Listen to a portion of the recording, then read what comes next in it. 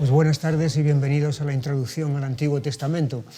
Estamos de lleno en el libro del profeta Isaías, estamos navegando por aguas profundas y vamos a retomar entonces donde nos habíamos quedado, pero lo que vamos a hacer es, como hacemos siempre, es dar un pequeño resumen de lo último que vimos en la clase anterior. En la clase anterior tocamos desde los capítulos 44 al 49 de Isaías y allí veíamos, entre otras cosas, la enseñanza acerca de la inutilidad de la idolatría. Lo teníamos en el capítulo 49, de los versículos 9 en adelante, cómo la idolatría, el ídolo, consiste en la fabricación que la criatura hace. Es decir, la criatura fabrica otra criatura. Eso es la idolatría. Y a esa fabricación que ha hecho esa criatura, entonces le rinde culto.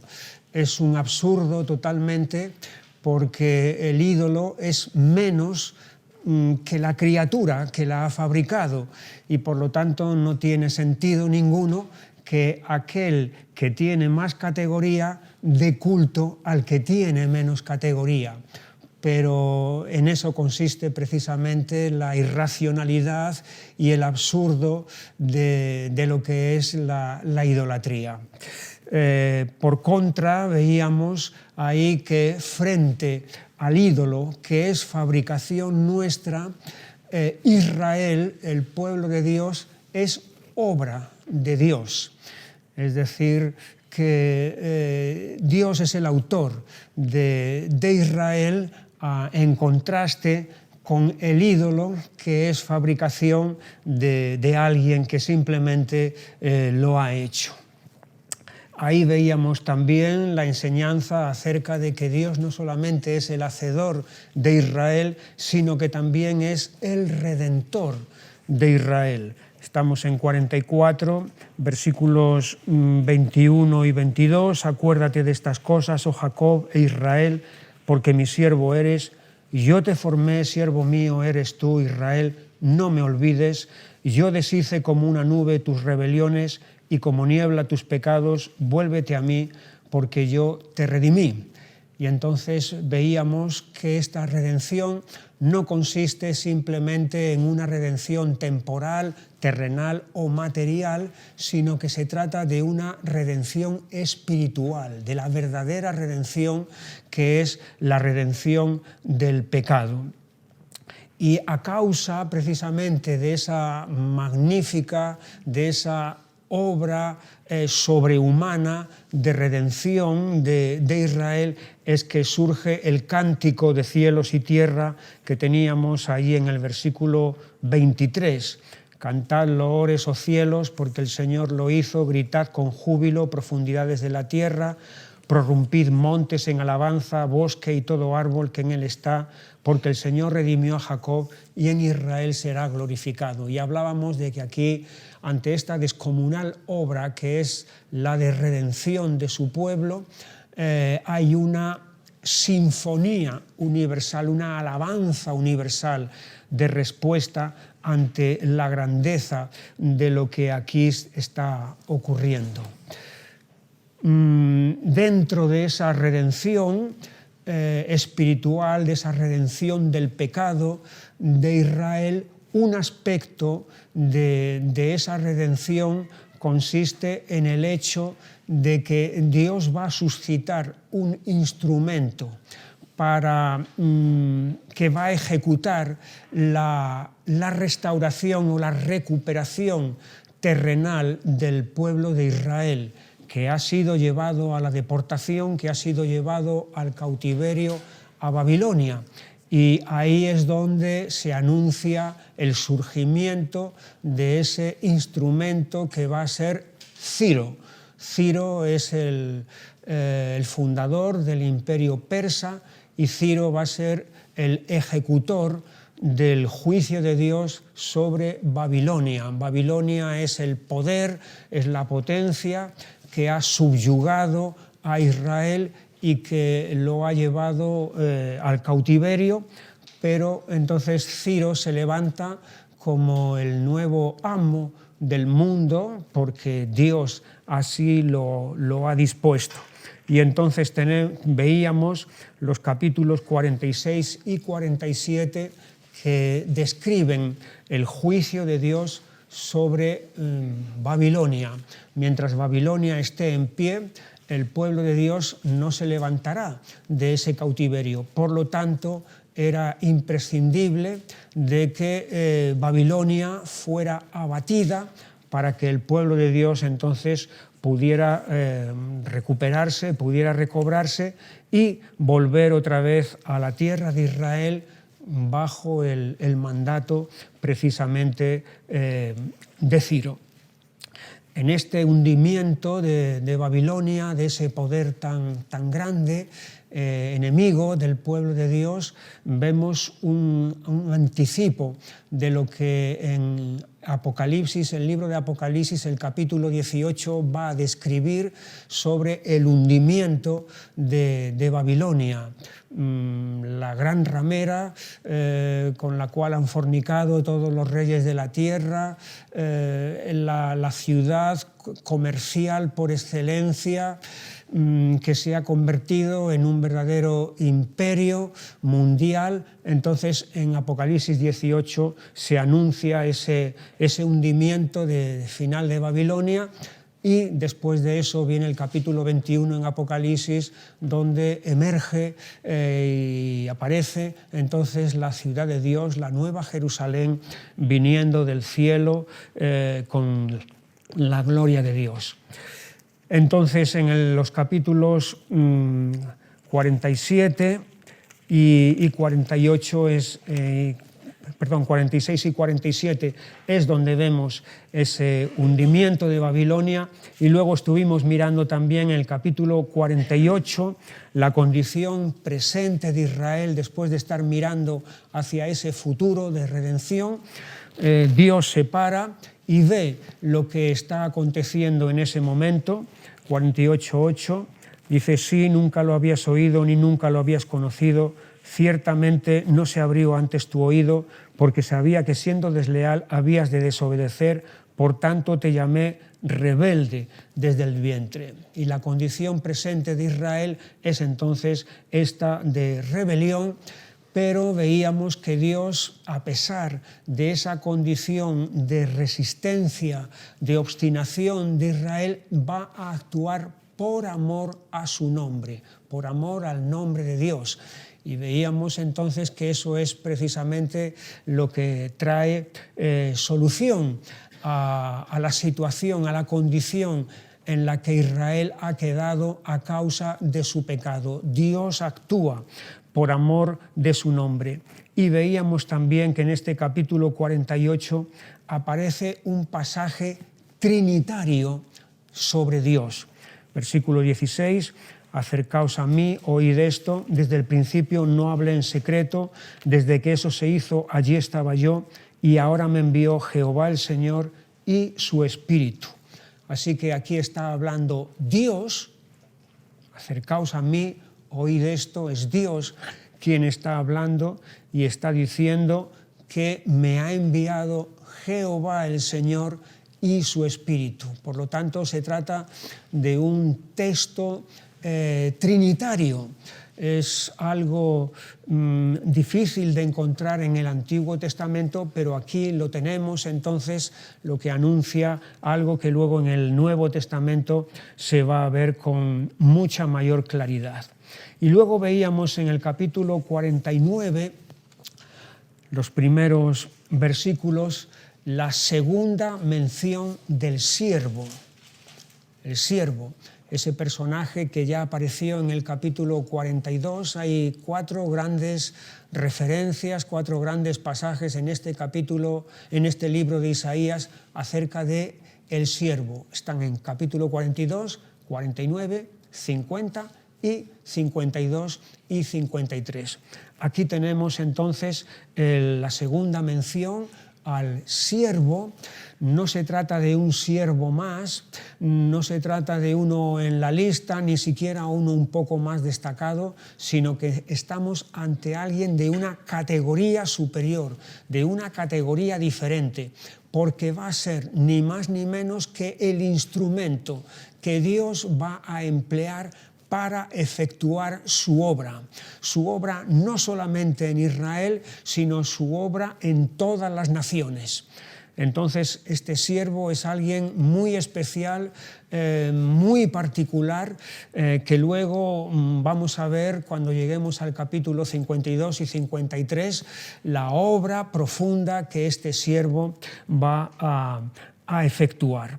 Pero aquí, como digo, es la segunda mención que se hace allí sobre la obra que va a realizar en Israel, versículo 5, ahora pues dice el Señor, el que me formó desde el vientre para ser su siervo, para hacer volver a él a Jacob y para congregarle a Israel, porque estimado seré en los ojos del Señor y el Dios mío será mi fuerza.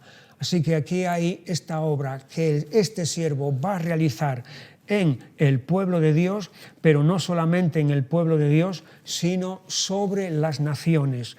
Versículo 6, dice, poco es para mí que tú seas mi siervo para levantar las tribus de Jacob y para que restaures el remanente de Israel. También te di por luz de las naciones para que seas mi salvación hasta lo postrero de la tierra. Por lo tanto, no se limita, no se circunscribe la obra de este siervo simplemente al pueblo de Israel, sino que tiene que ver con algo que es universal. Veíamos también que aquí por primera vez se habla acerca de los sufrimientos que este siervo va a tener que pasar. Los tenemos en el versículo 7, así ha dicho el Señor, Redentor de Israel, el santo suyo, al menospreciado de alma, al abominado de las naciones, al siervo de los tiranos. Aquí vemos entonces con estas palabras, menospreciado, abominado, siervo de los tiranos, los padecimientos y los sufrimientos que este siervo va a tener que pasar para efectuar esa obra. Es una obra de liberación, como vemos en el versículo 9, para que digas a los presos salid y a los que están en tinieblas mostraos, y es un ministerio universal, como dije antes. Versículo 12, he aquí estos vendrán de lejos, y he aquí estos del norte y del occidente, y estos de la tierra de Sinim. Así que de los 4 puntos cardinales, y hablábamos de que esta tierra de Sinim probablemente sea una referencia a China. No es que sea totalmente seguro todo esto, pero hay una posibilidad de que efectivamente se esté contemplando con este término, con este nombre de Sinim, el extremo oriente. Y ahí es donde, a consecuencia de esta obra de liberación, esta obra de universal que este siervo efectúa, que se produce este otro canto de alabanza. Ya dijimos que había una serie de cantos de alabanza que podían dividir el libro del profeta Isaías, y ahora mismo estamos aquí en este capítulo 49 y versículo 13, donde dice, cantad alabanzas, oh cielos, y alégrate tierra, y prorrumpid en alabanza, oh montes, porque el Señor ha consolado a su pueblo, y de sus pobres tendrá misericordia. Hasta ahí llegamos. La última clase que dimos, terminábamos entonces con la mención a este canto de alabanza, fruto de la obra magnífica, sobrehumana, que este siervo ha efectuado. Y ahora empezamos entonces, después de haber hecho este pequeño resumen, la clase de hoy con el versículo siguiente, 49, 14. Pero Sión dijo, me dejó el Señor y el Señor se olvidó de mí. Fíjate, ante este canto en el cual cielos y tierra se suman para magnificar y para alabar a Dios, el sentimiento que Sión, es decir, el pueblo de Dios, está teniendo es una expresión de abatimiento. De abatimiento. Parece un contrasentido, ¿verdad? Que todo lo demás esté cantando y esté alegrándose, y resulta que el pueblo de Dios esté en esta condición diciendo estas palabras: me dejó el Señor y el Señor se olvidó de mí. ¿Cómo se explica esto? Bueno, pues hay algunas razones que pueden perfectamente explicar. A veces el pueblo de Dios puede estar en un estado de debilidad espiritual por el sentido de indignidad, por la conciencia de fracaso que tiene, que realmente llega a pensar de sí mismo esto: me ha dejado el Señor y el Señor se ha olvidado de mí. No puede ser que Dios siga perseverando en su misericordia, en su gracia y en su amor para conmigo, habiendo yo fracasado de la forma como lo he hecho, habiendo fallado otra vez, una y otra vez. El Señor tiene que haberse olvidado de mí. Esta es la expresión que Sión está aquí teniendo. No es la única ocasión en la que vemos al pueblo de Dios o a un creyente del pueblo de Dios manifestando este abatimiento tan profundo. Por ejemplo, David mismo, si vamos un momento al Salmo 13 y versículo 1, él habla a Dios de esta manera: ¿hasta cuándo, Señor, me olvidarás para siempre? ¿Hasta cuándo esconderás tu rostro de mí? Hay aquí esta expresión en David de abatimiento y de pesar, de sentir como si Dios le hubiera dejado, como si Dios le hubiera abandonado. Es una sensación de tristeza profunda que lo está envolviendo totalmente. Y otra vez en el Salmo 42, el salmista, en el versículo 9, dice: diré a Dios, roca mía, ¿por qué te has olvidado de mí? ¿Por qué andaré yo enlutado por la opresión del enemigo? De nuevo es otra vez la experiencia de alguien que conoce a Dios, pero que está pasando por este periodo de hundimiento y de abatimiento y siente que la presencia de Dios está muy lejos de él y está lanzándole, está haciéndole a Dios todas estas preguntas. Es lo mismo que al final del libro de Lamentaciones. También el profeta Jeremías expresa a Dios cuando le pregunta: ¿por qué nos abandonas por tan largo tiempo? Efectivamente, es otra vez de nuevo toda esa sensación de indignidad y de conciencia de fracaso personal por la cual se llega a la conclusión: me ha dejado el Señor y el Señor se ha olvidado de mí.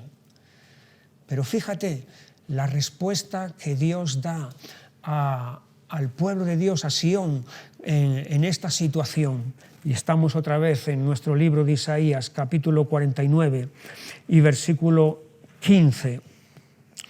¿Se olvidará la mujer de lo que dio a luz para dejar de compadecerse del hijo de su vientre?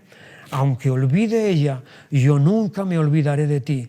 He aquí que en las palmas de las manos te tengo esculpida, delante de mí están siempre tus muros.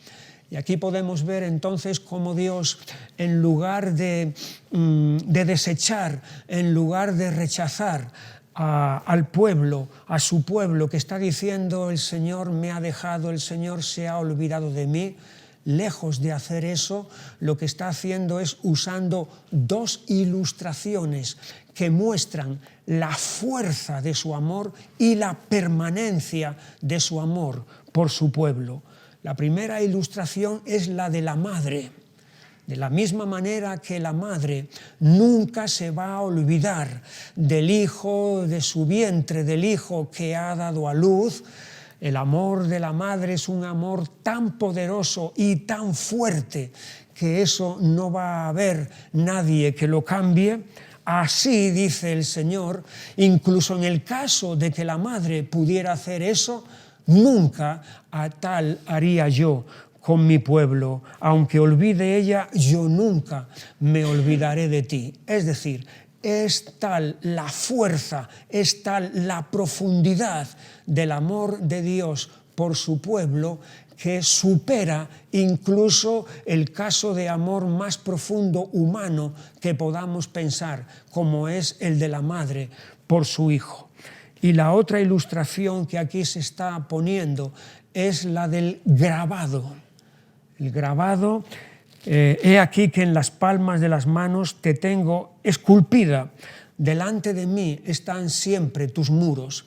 Sión es la ciudad de Dios, y entonces Dios está utilizando la ilustración de que en las palmas de las manos tiene esculpida a Sión.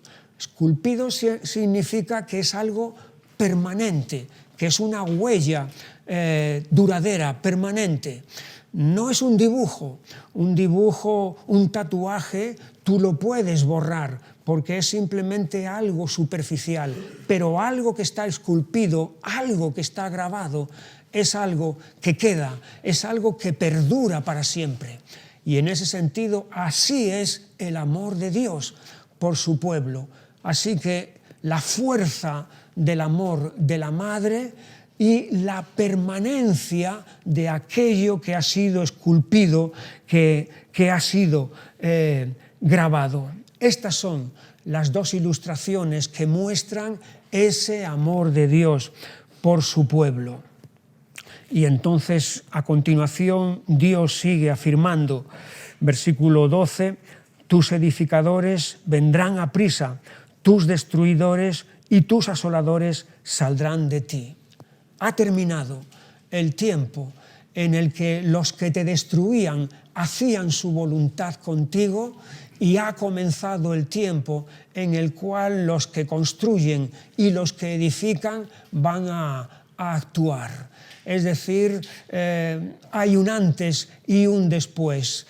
Todo el período de desolación, todo el período que has conocido en el que tus enemigos han hecho lo que han querido contigo, se ha terminado, y ahora comienza una etapa nueva, un período nuevo en el cual tú vas a ser reconstruida de nuevo, vas a ser otra vez restaurada como lo habías sido antes.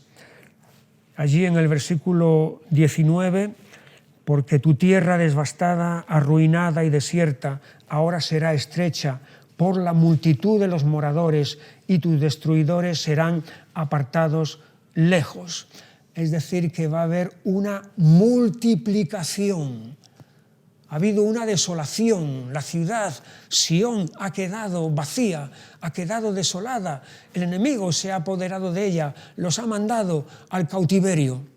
Pero ahora va a ser, dice, estrecha por la multitud de los moradores, de tal manera que hay una multiplicación de la gente. Y ante este cambio tan radical, ante este cambio tan profundo de lo que está pasando, es la misma Sión la que queda desconcertada y la que hace una pregunta en el versículo 21. Y dirás en tu corazón, ¿quién me engendró estos? Porque yo había sido privada de hijos y estaba sola, peregrina y desterrada. ¿Quién pues crió estos? He aquí que yo había sido dejada sola. ¿Dónde estaban estos? Es la pregunta de asombro, de admiración, de no entender cómo de ser un desierto, una soledad, de pronto se pasa a ser una ciudad que está superpoblada. Y ahí es donde viene la respuesta de Dios, versículo 22. Así dijo Jehová el Señor, he aquí, yo tenderé mi mano a las naciones y a los pueblos levantaré mi bandera, y traerán en brazos a tus hijos, y tus hijas serán traídas en hombros. Es decir, no van a ser traídas de cualquier manera, en brazos, en hombros, de una manera cuidada, de una manera especial, no siendo llevados, no siendo arrastrados, no caminando, sino siendo sostenidos, ayudados por otros que son los que los van a traer. Y más, versículo 23, reyes serán tus ayos y sus reinas tus nodrizas, con el rostro inclinado a tierra te adorarán y lamerán el polvo de tus pies y conocerás que yo soy el Señor, que no se avergonzarán los que esperan en mí. Así que aquí está esta respuesta sobrenatural, magnífica de Dios, de cambiar totalmente las circunstancias y el panorama que el pueblo de Dios estaba experimentando. Y así es como llegamos al capítulo 50, y de nuevo en el capítulo 50 tenemos otro pasaje sobre este personaje que es el siervo. Es el tercero que ya vemos. Vimos en el capítulo 42 el primero, en el 49 el segundo, y ahora en el capítulo 50, versículos 4 al 10, vemos el tercer pasaje sobre este personaje. Jehová el Señor, 54, me dio lengua de sabios para saber hablar palabras al cansado. Despertará mañana tras mañana, despertará mi oído para que oiga como los sabios. Jehová el Señor me abrió el oído y yo no fui rebelde ni me volví atrás. Di mi cuerpo a los heridores y mis mejillas a los que me mesaban la barba. No escondí mi rostro de injurias y disputos, porque Jehová el Señor me ayudará, por tanto no me avergoncé. Por eso puse mi rostro como un pedernal y sé que no seré avergonzado. Cercano está de mí el que me salva. ¿Quién contenderá conmigo? Juntémonos. ¿Quién es el adversario de mi causa? Acérquese a mí. He aquí que Jehová el Señor me ayudará. ¿Quién hay que me condene? He aquí que todos ellos se envejecerán como ropa de vestir, serán comidos por la polilla. ¿Quién hay entre vosotros que teme al Señor y oye la voz de su siervo? El que anda en tinieblas y carece de luz, confíe en el nombre del Señor y apóyese en su Dios. Aquí hay varias cosas que se están diciendo sobre este personaje que es el siervo. En primer lugar, ha sido facultado por Dios en cuanto a la palabra. Versículo 4. Jehová el Señor me dio lengua de sabios para saber hablar palabras al cansado. La palabra que este siervo tiene no es suya propia, es una palabra que viene de parte de Dios. Es Dios quien le ha dado esa palabra para poder ministrar, para poder dársela a otros. No solamente eso, es un siervo que ha sido facultado por Dios también en cuanto a la obediencia. Versículo 5. Jehová el Señor me abrió el oído. Y una característica que ha de tener un verdadero siervo es que su oído tiene que estar atento, tiene que estar pendiente de la voz de su amo. Es el mandato, es la orden de su amo, lo que él tiene que estar en todo momento pendiente para poder llevarla a cabo. Y efectivamente, aquí es lo que está diciendo Jehová el Señor, me abrió el oído y yo no fui rebelde ni me volví atrás. Es decir, aquí hay una obediencia de este siervo, una disposición de este siervo para atender, para prestar atención a lo que su amo le está diciendo. Es posible que aquí haya una referencia cuando dice Jehová el Señor me abrió el oído. Es posible que haya una referencia al pasaje de Éxodo en el capítulo 21 y versículo 6, o mejor versículo 5,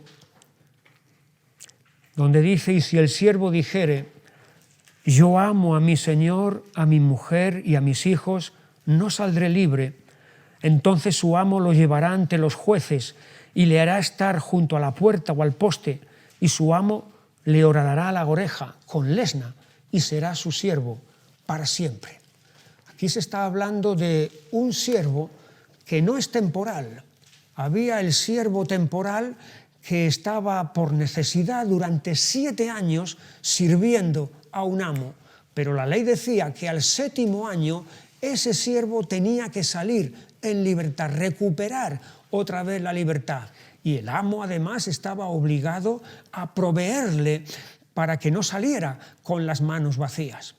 Pero podía darse el caso de que ese siervo, que había empezado siéndolo por necesidad, había tomado amor a su amo y llegado el momento del 7º año decía, no, yo no quiero dejar esta casa, yo quiero quedarme con mi Señor y quiero ser su siervo permanente, su siervo de por vida.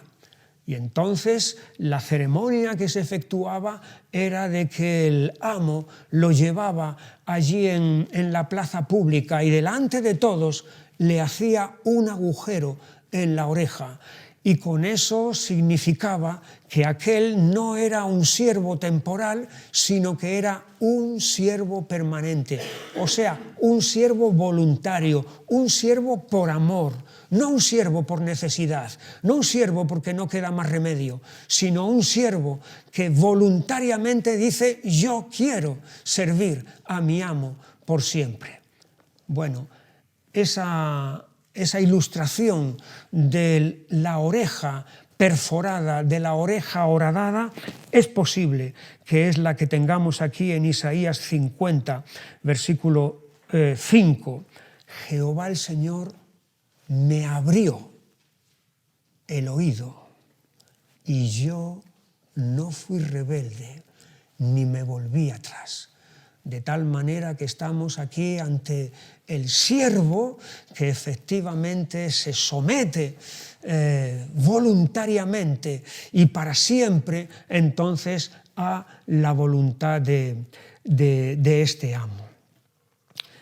Es un siervo obediente hasta el sufrimiento, versículo 6, di mi cuerpo a los heridores y mis mejillas a los que me mesaban la barba, no escondí mi rostro de injurias y de esputos. Es decir, este siervo está pasando aquí por un padecimiento, una humillación, un sufrimiento, pero está dispuesto hasta este punto a ser obediente. Pero eso no significa que este siervo es dejado indefenso en manos de sus enemigos, sino que es Dios mismo el que va a sacar la cara por él y lo va a defender y lo va a proteger. Como dice en el versículo 7, porque Jehová el Señor me ayudará, por tanto no me avergoncé. Por eso puse mi rostro como un pedernal y sé que no seré avergonzado. Cercano está de mí el que me salva. ¿Quién contenderá conmigo? Juntémonos. ¿Quién es el adversario de mi causa? Acérquese a mí. Es decir, ¿quién va a ser capaz de derrotarme? ¿Quién va a ser capaz de vencerme? Sí, tengo a aquel que está de mi parte, que está de mi lado, que es más poderoso que nadie. Hay aquí un paralelismo con lo que en la carta a los Romanos, en el capítulo 8 y versículos 33 y 34, el apóstol Pablo aplica no ya a Cristo, sino a aquellos que son de Cristo, a aquellos que han puesto su confianza en Él. Romanos 8:33 dice, ¿quién acusará a los escogidos de Dios? Dios es el que justifica. ¿Quién es el que condenará? Cristo es el que murió, más aún el que también resucitó, el que además está a la diestra de Dios, el que también intercede por nosotros. Por lo tanto, no hay nadie que pueda levantar cargo, que pueda levantar acusación contra los escogidos de Dios, ya que es Dios mismo el que los ha justificado, es decir, el que los ha declarado justos. Si es el juez el que los ha declarado justos, entonces quiere decir que como el juez es el que tiene la última palabra, esa palabra es la palabra final, es la palabra que vale. Y por lo tanto no hay ningún cargo ni ninguna acusación, venga de donde venga, que pueda ser superior a la palabra de justificación que el juez, Dios, ha dado sobre ellos. Bueno, pues lo mismo entonces es lo que estamos viendo aquí en Isaías 50, en los versículos 8 y 9, en el que el siervo puede ser atacado, puede ser acusado, denigrado por otros, pero él se ampara y se refugia en que es Dios mismo el que le está protegiendo y le está defendiendo. Tercer pasaje sobre el siervo en Isaías 42, 49 y 50. Hay una diferencia entre este pasaje, capítulo 50, y los dos anteriores. En los dos anteriores se habla mucho sobre la obra del siervo, ya sea sobre Israel o ya sea sobre las naciones, como luz de las naciones. En cambio, en este pasaje se habla más bien de la relación personal que este siervo tiene con Dios.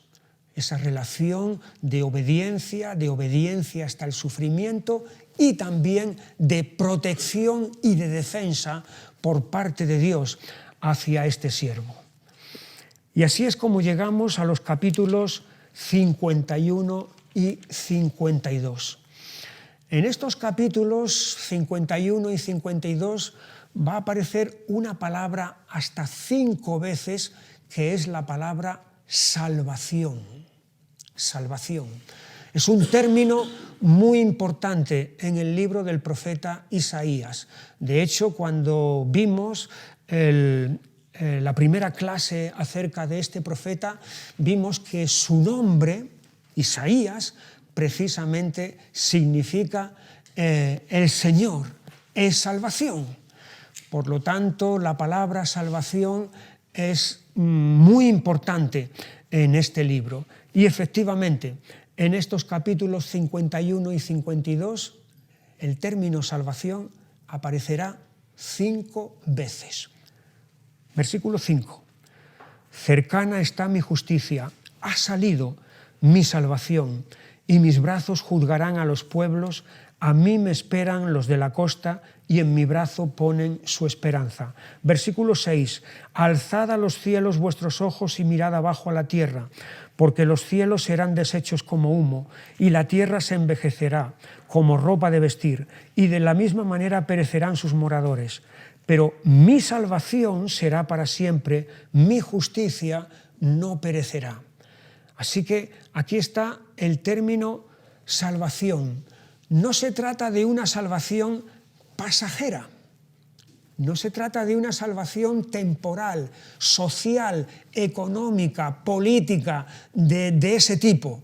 No, se trata de una salvación permanente, de una salvación eterna. Como dice allí en el versículo 6, hablando de cielos y tierra, los cielos serán deshechos como humo, la tierra se envejecerá como ropa de vestir. Es decir, aun las realidades más permanentes, más duraderas que podamos pensar, como son cielos y tierra, se deshacen, desaparecen, envejecen. Pero mi salvación será para siempre, mi justicia no perecerá. Así que estamos ante una clase de salvación que no tiene nada que ver con las categorías de aquí abajo, con las categorías temporales de cosas que están ahora y pasan un poco de tiempo y luego desaparecen, sino que es algo que permanece para siempre. Y luego esta salvación está unida a la justicia. Versículo 5, cercana está mi justicia, ha salido mi salvación, final del versículo 6, pero mi salvación será para siempre, mi justicia no perecerá. Salvación y justicia. O sea, se trata de una salvación justa, una salvación conforme a derecho. Para Dios efectúa esta salvación no saltándose las normas, no saltándose sus propias leyes, y de esa manera es como efectúa la salvación, sino que esta salvación la hace siempre conforme a la justicia, conforme al derecho. Es lo que luego el apóstol Pablo en la carta a los romanos va a desarrollar.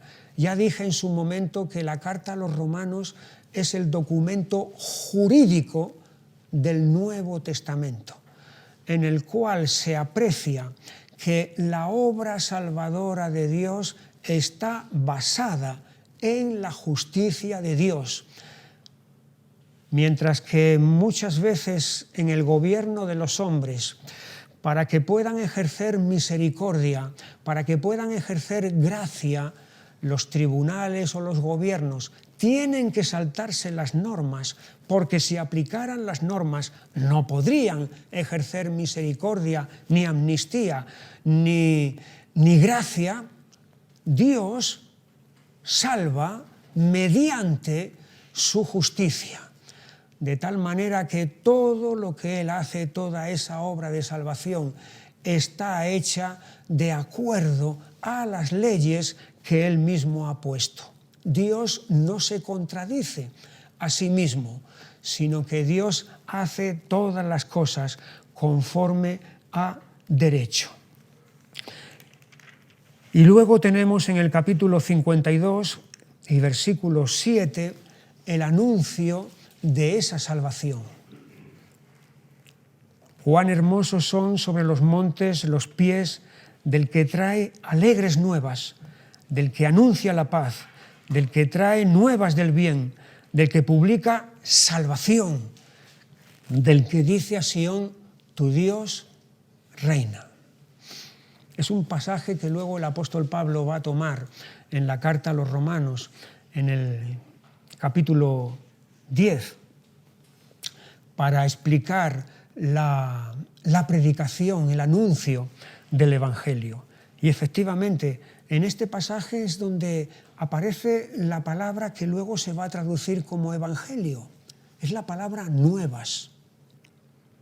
Cuán hermosos sobre los montes los pies del que trae alegres nuevas, del que anuncia la paz, del que trae nuevas del bien. Esta palabra nuevas es la que luego en el Nuevo Testamento se va a traducir como Evangelio, porque Evangelio es buena nueva. Y efectivamente había ciertas ocasiones en las que se anunciaban las nuevas de una manera pública, de una manera ostensible. Por ejemplo, cuando había una victoria en el campo de batalla, entonces eso se anunciaba, se publicaban las nuevas de la victoria. Cuando había un nacimiento de una nueva criatura, eso entonces también se publicaba externamente para hacer saber a todos de que efectivamente había habido nuevas, buenas nuevas a causa de ese nacimiento. Ocasiones especiales demandan que se publiquen de forma especial. Y aquí entonces se está hablando de estas nuevas, alegres nuevas que se están produciendo. ¿En qué consisten? Precisamente en eso. El que trae alegres nuevas, anuncia la paz, trae nuevas del bien, del que publica salvación, del que dice a Sión, tu Dios reina. Efectivamente, son las mejores noticias, las mejores nuevas que se puedan anunciar, porque es ni más ni menos que el establecimiento del reino de Dios, de la voluntad de Dios, haciéndose en medio de su pueblo. Y eso es lo que va a producir entonces que se anuncie esa gran noticia. Esta palabra nuevas va a volver otra vez a aparecer en Isaías, en el capítulo 61 y versículo 1. El Espíritu de Jehová el Señor está sobre mí porque me ungió el Señor. Me ha enviado a predicar buenas nuevas a los abatidos. Y este es el pasaje que Jesús va a tomar en la sinagoga de Nazaret cuando se le dé el libro del profeta Isaías y él lo abra y entonces él se aplique a sí mismo este pasaje. Y efectivamente estamos aquí entonces ante este anuncio de salvación. Llegamos así a los capítulos 52 y 53. A partir del versículo 13 del capítulo 52 tenemos el cuarto pasaje donde se habla acerca del siervo. Este pasaje es el más extenso de todos. Va desde 52:13 hasta 53:12. Es decir, es el final del capítulo 52 y es todo el capítulo 53 lo que va a cubrir sobre esta enseñanza acerca del siervo. Hay dos aspectos del siervo que aquí se van a tocar. Uno es la glorificación y el otro es la humillación de este siervo. En primer lugar, empezamos aquí con la presentación que Dios hace de este siervo. 52:13. He aquí que mi siervo será prosperado, será engrandecido y exaltado y será puesto muy en alto. Hay aquí varios calificativos que se están empleando, que Dios está empleando para referirse a la glorificación de este siervo. Prosperado, engrandecido, exaltado, puesto muy en alto. Si se emplean todos estos calificativos, eso significa que se trata de una glorificación plena y total. No algún tipo de glorificación a medias, sino que con todos estos calificativos se está expresando de forma fehaciente. Dios está expresando de manera inequívoca que se trata de una glorificación absoluta y plena. Pero nada más mencionar esta glorificación, Dios comienza aquí a enseñar, a expresar la humillación y el padecimiento que este siervo va a pasar. Versículo 14. Como se asombraron de ti muchos, de tal manera fue desfigurado de los hombres su parecer y su hermosura más que la de los hijos de los hombres. De tal manera fue desfigurado. Aquí dice la traducción de los hombres, pero es desfigurado de hombre su parecer. Es decir, hasta el punto ha sido desfigurado que no parece hombre. Es decir, ha sido sometido aquí a un sufrimiento, a un padecimiento, hasta tal punto que su figura externa, su figura humana, no parece tal. Esa humillación, que aquí comienza a describirse, continúa en el capítulo 53 y versículo 1, cuando dice: ¿quién ha creído a nuestro anuncio? Es decir, hay una incredulidad hacia este siervo. ¿Quién ha creído a nuestro anuncio? Y la respuesta es: muy pocos. Cuando lo suyo, cuando aparentemente parecería que la respuesta debería de ser general o de la mayoría, es al contrario. La respuesta a esta pregunta, ¿quién ha creído a nuestro anuncio?, es que hay una incredulidad generalizada, un rechazo mayoritario hacia él. De hecho, este pasaje, esta pregunta, va a aparecer en el Evangelio de Juan, en el capítulo 12.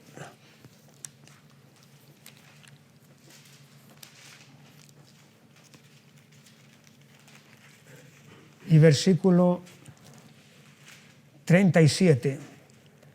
Pero a pesar de que había hecho tantas señales delante de ellos, no creían en él, para que se cumpliese la palabra del profeta Isaías que dijo: Señor, ¿quién ha creído a nuestro anuncio y a quién se ha revelado el brazo del Señor? Así que efectivamente había hecho tantas señales, a pesar de eso, no creían en él. Se estaba cumpliendo, por lo tanto, lo que aquí en Isaías 53:1 se está hablando. Esta humillación de este siervo, seguimos en el versículo 2 del capítulo 53, subirá cual renuevo delante de él y como raíz de tierra seca, no hay parecer en él ni hermosura, le veremos más inatractivo para que le deseemos. Así que en su condición humana, nada destaca, nada resalta externamente. No hay nada especial que llame la atención en este siervo, por lo cual pueda manifestar atractivo personal hacia él. De José, el hijo de Jacob, se dice que era de hermoso semblante y de bella presencia, razón por la cual la mujer de su amo puso sus ojos en él. Y de David se dice que era rubio, hermoso de ojos y de buen parecer, lo cual quiere decir que era alguien atractivo, que físicamente era alguien que llamaba la atención. Pero el siervo este, del que aquí se está hablando, dice: no hay parecer en él, ni hermosura. Le veremos más inatractivo para que le deseemos.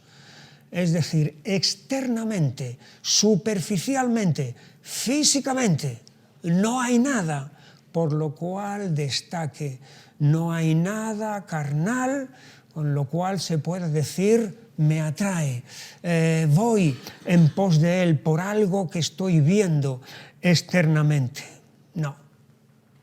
La belleza, la hermosura, la grandeza que hay en él no es externa, no es física, es algo interior y es algo espiritual, algo que los ojos humanos no pueden percibir. Hay otra expresión que se utiliza aquí también para describir esta humillación de este siervo. Versículo 2, subirá cual renuevo delante de él como raíz de tierra seca. Una raíz de tierra seca es una raíz precaria, ¿verdad? Claro, porque si fuera de una tierra fértil, entonces esa raíz tendría fuerza suficiente en sí misma para crecer pero es una raíz de tierra seca, lo cual indica entonces la condición precaria de este siervo. Y esa precariedad la podemos ver en las circunstancias de su nacimiento, en la pobreza absoluta en la cual él nace, en la dificultad tan grande en la que nace, cuando incluso el rey Herodes lo quiere matar, cuando ya ha crecido y ya está en su ministerio y alguien le dice: Señor, te seguiré a donde quiera que vayas, y él le dijo: las aves de los cielos tienen nidos, pero el Hijo del Hombre no tiene donde recostar la cabeza. Es decir, esa precariedad, esa fragilidad, esa pobreza, no solamente es en las circunstancias que rodean su nacimiento, sino incluso cuando ya es adulto y está en su ministerio, todavía se está manifestando esa precariedad, raíz de tierra seca. Pero esa humillación todavía se nota más, aumenta más en la descripción del versículo 3, despreciado y desechado entre los hombres, varón de dolores, experimentado en quebranto, y como que escondimos de él el rostro, fue menospreciado y no lo estimamos. De nuevo hay aquí otra vez una serie de calificativos, de descripciones, para ilustrar muy bien entonces ese rechazo profundo que él va a experimentar. Despreciado, desechado, menospreciado, no estimado. Este padecimiento, esta humillación que él está experimentando, no es por causa propia, no es por culpa personal, no es por algo que él haya hecho, algún problema, algún pecado que él tiene personal. No. Versículo 4. Ciertamente llevó él nuestras enfermedades y sufrió nuestros dolores, y nosotros le tuvimos por azotado, por herido de Dios y abatido. Así que aquí está la idea de sustitución. Es decir, él está llevando algo que no le corresponde. Él está asumiendo algo que no es suyo personal, que es de otros. Llevó nuestras enfermedades, sufrió nuestros dolores. No es algo que propio de él, no es algo que le pertenece a él, sino es algo que nos pertenece a nosotros. Todos esos males que él está sobrellevando son los males que son propios de nosotros. O sea, él está sufriendo lo que nosotros teníamos que sufrir. Allí tenemos en el versículo 5 cuál es la causa de este sufrimiento. Mas él herido fue por nuestras rebeliones, molido por nuestros pecados, el castigo de nuestra paz fue sobre él y por su llaga fuimos nosotros curados. Aquí hay una preposición muy importante, es una palabra muy pequeñita que solamente tiene 3 letras, nada más. Es la preposición por, pero es muy importante. El herido fue por nuestras rebeliones, molido por nuestros pecados. Versículo 8, al final del versículo 8, por la rebelión de mi pueblo fue herido.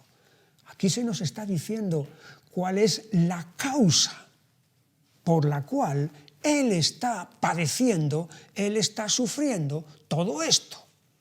Por nuestras rebeliones, por nuestros pecados.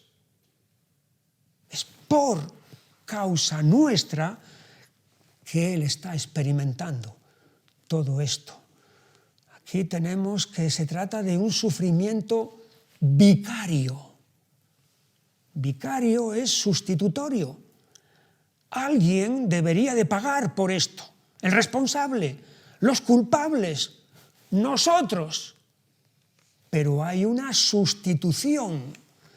Él está padeciendo y pagando por nuestras rebeliones y por nuestros pecados. El castigo, estamos en la mitad del versículo 5, el castigo de nuestra paz fue sobre él. Es decir, para que nosotros podamos tener paz, él ha tenido que experimentar y que sufrir el castigo.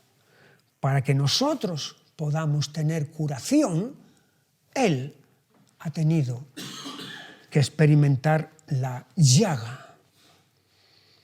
Así que este versículo 5 nos está enseñando una muy importante verdad, que hay un traspaso de nuestro castigo a él. Hay un traspaso de lo que nosotros merecíamos a él. Él está asumiendo, él está llevando las consecuencias de nuestros pecados. Continuamos con el versículo 6. Todos nosotros nos descarriamos como ovejas, cada cual se apartó por su camino, mas el Señor cargó en él el pecado de todos nosotros. Todos nosotros. No bastantes, no algunos, no la mayoría. Todos nosotros nos descarriamos como ovejas. Es decir, hay una culpabilidad de cada uno de nosotros. Hay una culpabilidad global, total, de todos. Nos descarriamos, nos extraviamos, nos perdimos como ovejas.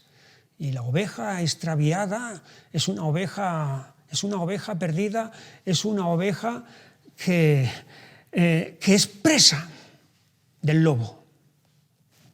Es presa del lobo porque está perdida y está extraviada.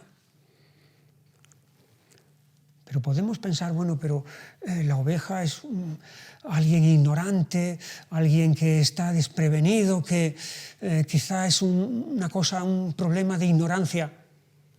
Pero no, nuestro problema no es de ignorancia, porque fíjate lo que dice al final de este versículo 6. El Señor cargó en él el pecado de todos nosotros. No es un problema de desvarío simplemente, o de ignorancia. Es un problema de maldad. Eso es lo que Él está llevando aquí. Y fíjate, aquí ha habido un avance en lo que antes se ha dicho. En el versículo 5, Él herido fue por nuestras rebeliones, molido por nuestros pecados. Es decir, Él está asumiendo el castigo, la consecuencia de nuestros pecados, pero en este versículo 6, donde dice el Señor cargó en él el pecado de todos nosotros, ya no es solamente la consecuencia, es el mismo pecado lo que Él está cargando sobre sí. ¿Entiendes la diferencia? No solamente la consecuencia del pecado que está asumiendo el pecado mismo, es decir, nuestra propia culpa, nuestra propia responsabilidad.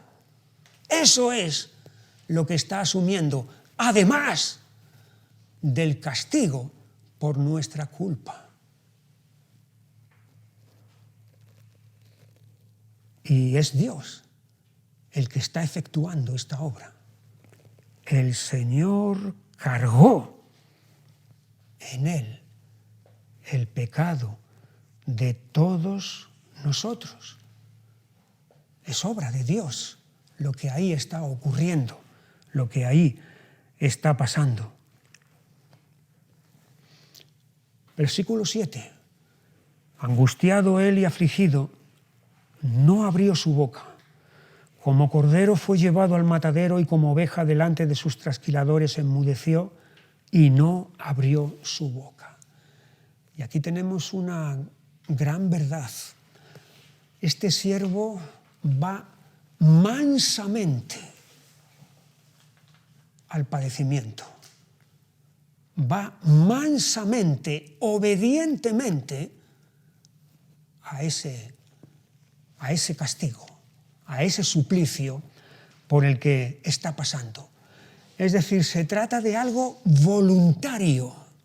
No es que va a rastras, no es que lo llevan y no le queda más remedio que ir a ese lugar, sino que él, de sí mismo, va sin abrir su boca. De la misma manera que un cordero es llevado al matadero. Versículo 8. Por cárcel y por juicio fue quitado. Y efectivamente hubo una detención, un apresamiento de Jesús allí en el jardín de Getsemaní y luego fue llevado al juicio. y su generación, ¿quién la contará? Hay aquí una debilidad en esta traducción que se ha hecho. Su generación, ¿quién la contará? Porque debería de decirse más bien su generación, ¿quién meditará? ¿O quién considerará? O sea, ¿quién reflexionará de su generación sobre lo que aquí estaba pasando? ¿Quién verdaderamente caerá en la cuenta de la importancia, del alcance de lo que aquí estaba ocurriendo? ¿Quién pensará en eso? Porque fue cortado de la tierra de los vivientes. Y aquí vemos que su muerte es una muerte violenta. Fue cortado de la tierra de los vivientes. Es decir, no se trata de una muerte natural. No. Se trata de una muerte que es violenta. Versículo 9, y se dispuso con los impíos su sepultura, mas con los ricos fue en su muerte, aunque nunca hizo maldad ni hubo engaño en su boca. Dos cosas muy importantes aquí. En primer lugar, la justicia perfecta de este siervo. Nunca hizo maldad, ni hubo engaño en su boca. Por lo tanto, estamos ante el inocente, el justo, con mayúscula. Todo lo que está padeciendo, todo lo que está sufriendo, nada tiene que ver con algo mal que haya en él, que haya hecho, dicho o pensado. Es todo por causa nuestra. Justicia perfecta de este siervo.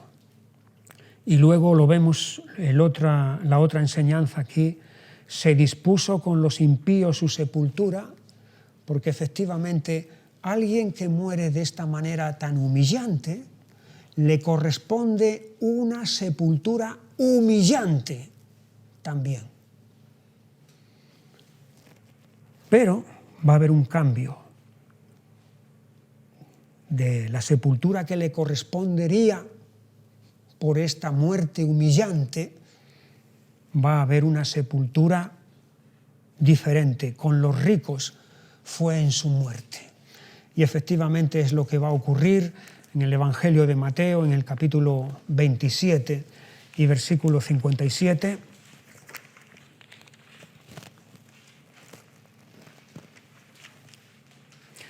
Cuando llegó la noche, vino un hombre rico de Arimatea llamado José, que también había sido discípulo de Jesús. Versículo 59, y tomando José el cuerpo, lo envolvió en una sábana y lo puso en su sepulcro nuevo que había labrado en la peña. Este hombre rico, José de Arimatea, tenía su propio sepulcro de hombre rico. Y es en ese sepulcro, contra todo pronóstico, porque todo indicaría que alguien que ha muerto de una manera tan ignominiosa, tan humillante, acabe en una sepultura humillante, sin embargo, va a cambiar totalmente, porque Jesús va a ser sepultado en la sepultura de este hombre rico. Y por cierto, el hecho de que Jesús sea sepultado enseña la realidad de su muerte. Jesús murió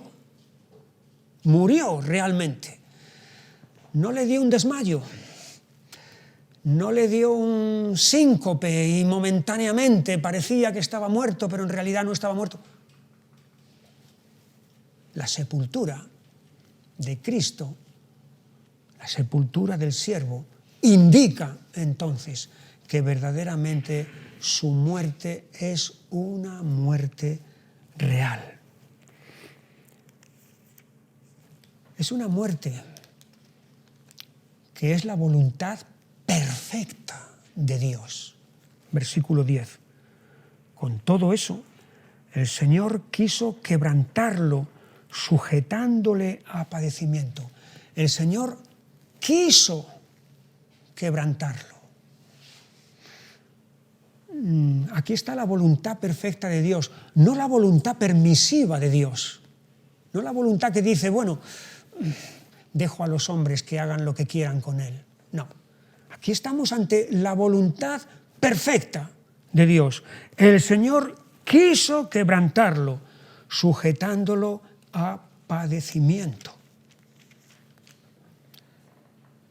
Es lo que vemos en el libro de Hechos, en el capítulo 2 y versículo 23.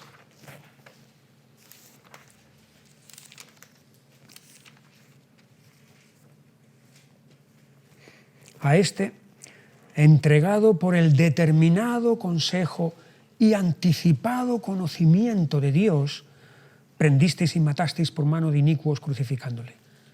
Entregado por el determinado consejo, o sea, la determinada voluntad de Dios y el anticipado conocimiento, lo que Dios quería que ocurriera. Eso es precisamente lo que ocurrió. Y lo que ocurrió fue la muerte de este siervo, precisamente en la forma en la que ocurrió. Esta muerte,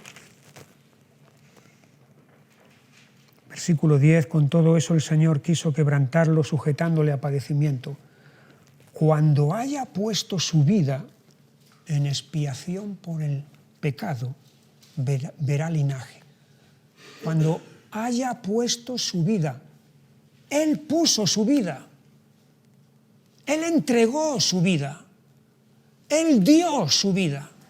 No es que se la quitaron, no es que se la arrebataron, no es que no le quedó más remedio que quedar en manos de todos aquellos malvados que hicieron con Él lo que quisieron. No. Cuando haya puesto su vida, es lo que Jesús mismo dice en el Evangelio de Juan, nadie me quita la vida, sino que yo de mí mismo la pongo. Y efectivamente esto es lo que le da valor redentor a la muerte de este siervo. Porque si su muerte es al fin y al cabo algo que él no quiere que ocurra, que no queda más remedio que ocurra, entonces falta la voluntariedad por su parte. Pero en este siervo la voluntariedad está presente. Yo quiero que ocurra esto. Dios quiere que ocurra esto. Y es porque Dios quiere que ocurra y yo quiero que ocurra, que todo esto que va a pasar tiene valor salvador, tiene valor redentor. Esta muerte tiene eficacia para perdonar los pecados. Porque cualquier acto humano en el que la voluntad no está presente, en el que la libertad no está presente, no tiene ningún valor. Y aquí tenemos entonces esta muerte en el que la voluntad del que muere está presente. Ha puesto su vida, ha dado su vida en expiación por el pecado. Esta es la razón, esta es la causa de su muerte. Es la expiación del pecado. Es decir, quitar de en medio el pecado. El pecado es el formidable obstáculo que hay entre nosotros y Dios.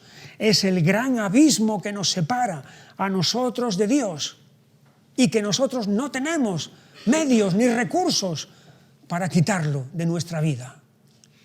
Pero aquí tenemos entonces aquel que ha puesto su vida en expiación por el pecado, para que nuestro pecado pueda ser removido y quitado de en medio. y por lo tanto podamos tener relación con Dios.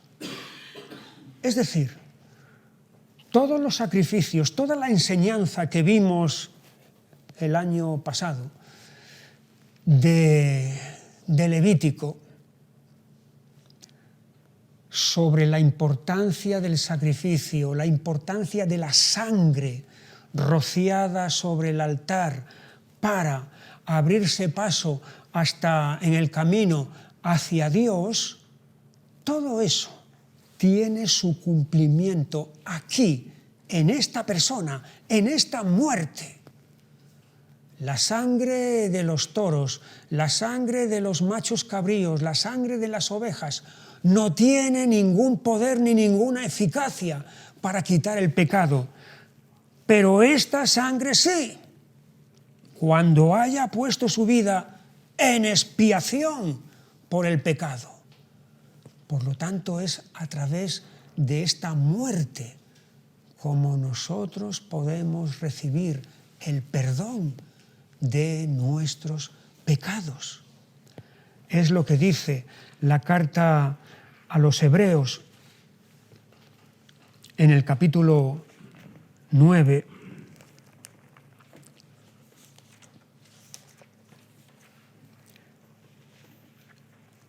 y versículo 12.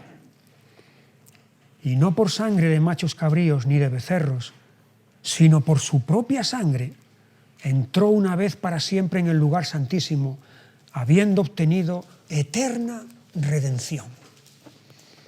Por su propia sangre ha entrado en la presencia de Dios y ha obtenido, ha logrado eterna, no temporal, no pasajera, eterna redención. Redención de nuestros pecados. Seguimos con este capítulo 53 de Isaías. Estamos en el versículo 10. Cuando haya puesto su vida en expiación por el pecado, verá linaje. O sea, esta muerte suya va a tener fruto.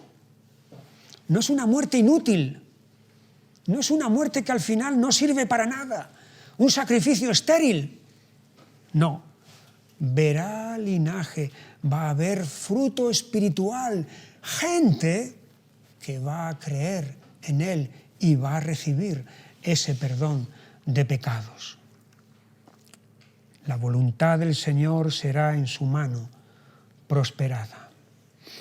Versículo 11. Estamos terminando el capítulo 53 y con la terminación de este capítulo vamos a terminar también la clase, pero vamos a acabar este capítulo. Versículo 11. Verá el fruto de la aflicción de su alma y quedará satisfecho.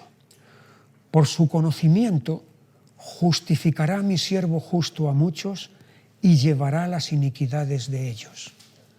Fíjate, hay aquí un término que es raro en el Antiguo Testamento y va a aparecer luego en el Nuevo Testamento, y es la palabra justificar.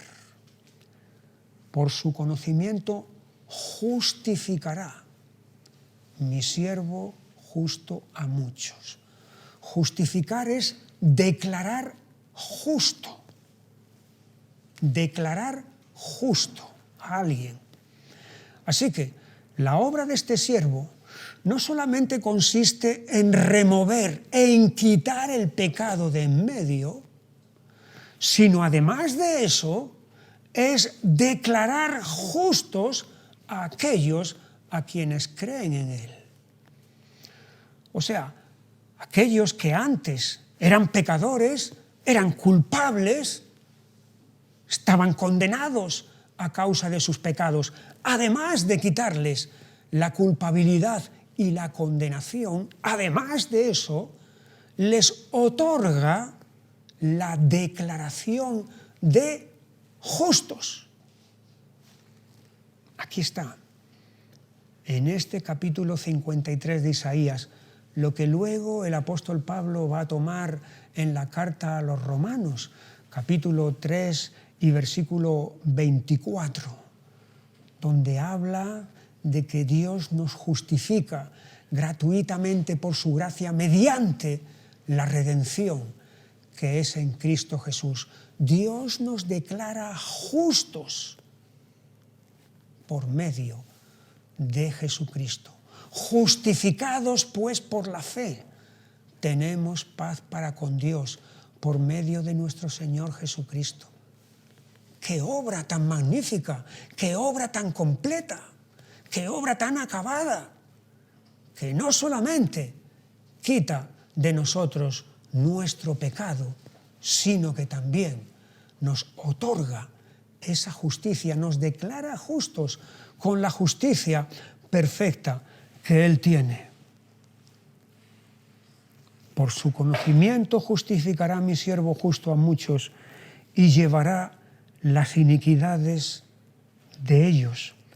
Por tanto, yo le daré parte con los grandes y con los fuertes repartirá despojos, por cuanto derramó su vida hasta la muerte y fue contado con los pecadores, habiendo él llevado el pecado de muchos y orado por los transgresores. Aquí de nuevo se vuelve a hablar otra vez de la glorificación del siervo. Le daré parte con los grandes y con los fuertes repartirá despojos. Es una ilustración de victoria, de triunfo. Cuando el triunfante, el vencedor, entonces se hacía con el botín, se hacía con los despojos del enemigo derrotado. Aquí se habla de su muerte obediente hasta la muerte, derramó su vida hasta la muerte, fue contado con los pecadores, o sea, su humillación total. Fue contado con los pecadores. Es lo que dice el Evangelio de Marcos en el capítulo 15 y versículos 27 y 28.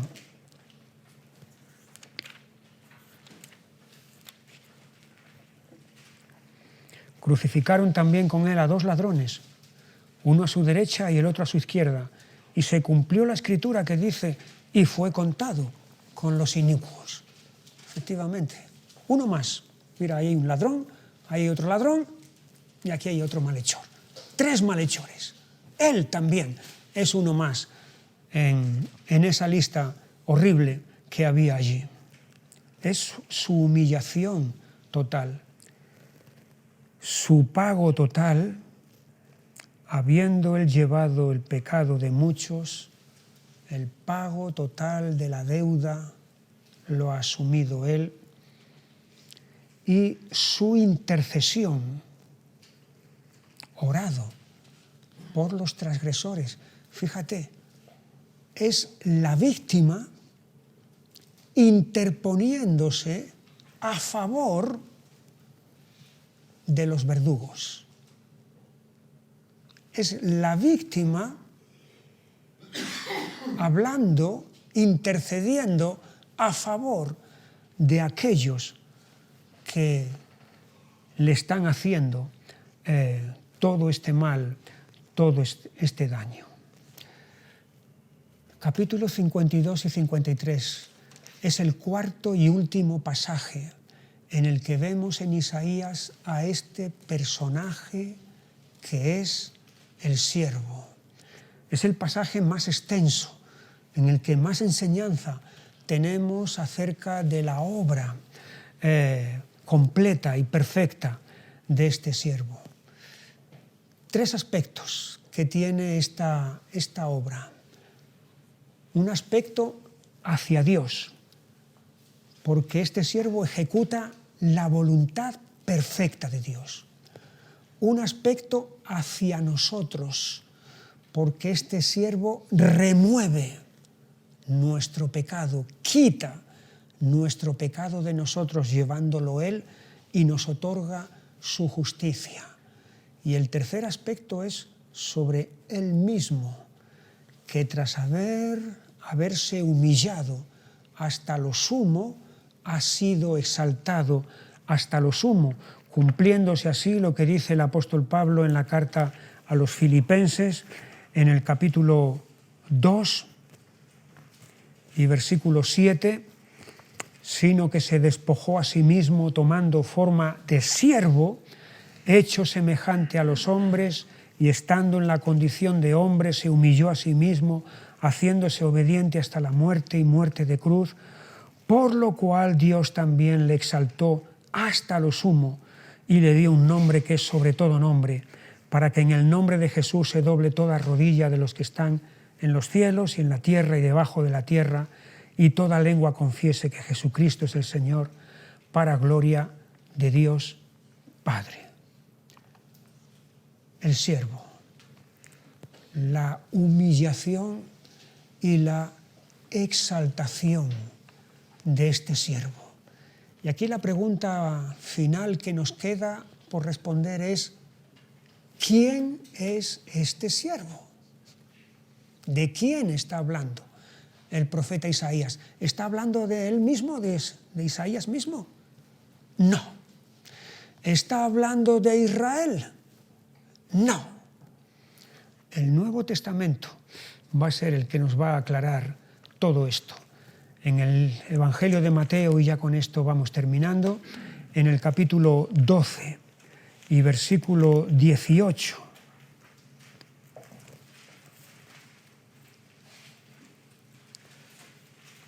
o mejor 15, sabiendo esto Jesús se apartó de allí y le siguió mucha gente, y sanaba a todos y les encargaba rigurosamente que no le descubriesen, para que se cumpliese lo dicho por el profeta Isaías cuando dijo: «He aquí mi siervo, a quien he escogido, mi amado, en quien se agrada mi alma».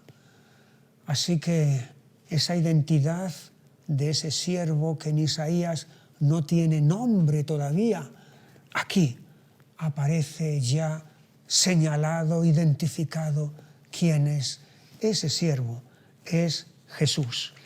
Y en el sermón de Pentecostés, en el libro de los Hechos, en el capítulo 3 y versículo 13,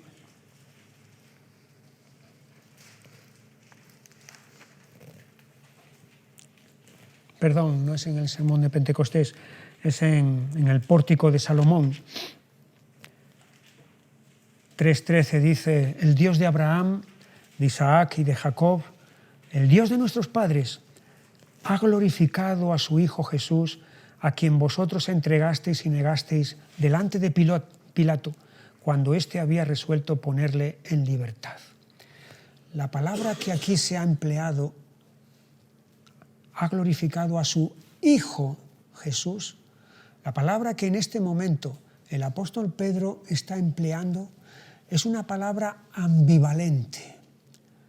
Puede significar hijo y puede significar siervo. Hay términos para hijo, que solamente es hijo, y términos para siervo, que solamente es siervo. Pero llama la atención que en este caso, en esta ocasión, el apóstol Pedro esté empleando una palabra que significa las dos cosas a la vez: hijo y siervo. El traductor, claro, tiene que escoger entre una de las dos. Aquí se ha escogido y se ha traducido hijo, pero perfectamente aquí se podría haber dicho: ha glorificado a su siervo Jesús, a quien vosotros entregasteis y negasteis delante de Pilato. Así que no hay duda de quién es este personaje, el siervo que Isaías nos presenta hasta 4 veces en su libro.